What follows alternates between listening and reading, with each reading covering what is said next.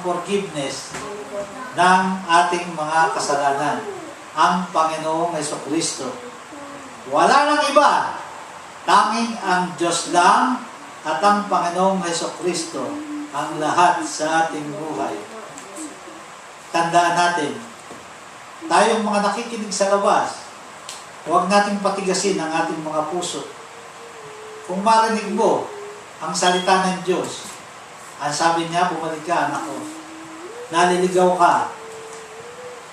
Bakit ka naliligaw? Ang sinasamba mo, hindi si Jesus. Marami kang Diyos-Diyosan. Maliit, malaki, may hubad, may nakadamit, may itim, may kulay puti. Marami kang Diyos. Ipinaparada mo pa. May buwan ng Enero, ipaparada mo yung isang Diyos-Diyosan. Pebrero, sabi mo, piyesta na naman, parada na naman natin.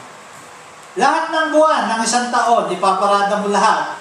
At pagdating ng buwan na ang itim na sinasanto mo, ay ipaparada na, nagkakabali-bali ang mga buto nyo, nagkakasakit kayo, nagkakamatay kayo. Dahil sa pagpaparada nyo, nagsisiksikan kayo. Hindi yun ang Diyos. Ang Diyos ay buhay, hindi patay. Ang Diyos ay hindi estatwa. Ang Diyos ay hindi nililok ng kamay ng mga tao. Ang Diyos ay espiritu. Nagkatawang tao lang siya. Pero huwag mong gawan siya ng rebulto. Huwag mo siyang gawan ng litrato. Ang Diyos na pananalanginan mo ay Diyos na hindi nakikita. Kaya huwag nating patigasin ang ating mga puso. Kayong mga nakikinig dito at sa labas, mag-umpisa na tayong bigkasin sa ating mga labi si Jesus, ang tanging Diyos at tagapagligtas.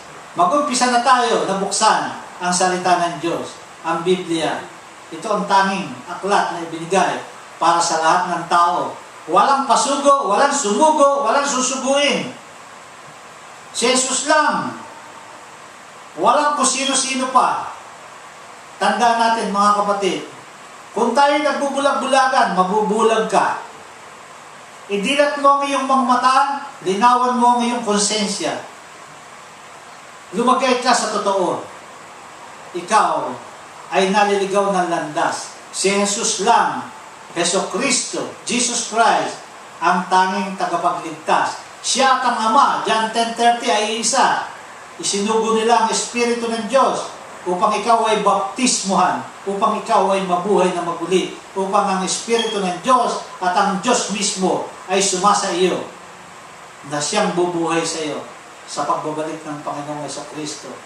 Kaya, ito ang maiksing mensahe ng Diyos sa atin sa Titus 2:11-15 na binigyan ng buhay ng mga salita ng Diyos sa Malakay 3:7, return to God. Luke 13:3, repent.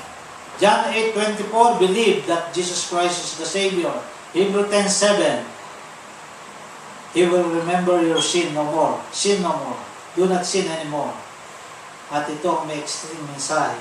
Sa pangalan ng Panginoong Jesucristo, lahat magsabi ng Amen.